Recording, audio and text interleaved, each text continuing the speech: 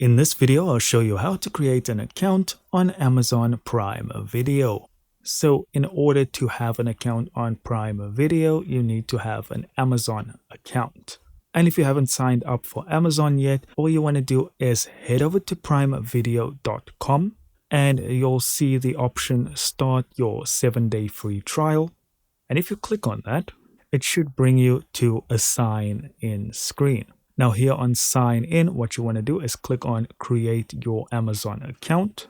And then you are of course just going to follow the prompts, fill out the forms. So your name, phone number, password, hit continue. Of course, I already have an Amazon account. I have already signed up for Prime Video, so I won't be able to go through this with you, but it's pretty self-explanatory. If you don't want to use your phone number, you are welcome to just click on use your email instead, and it'll change it to your email address.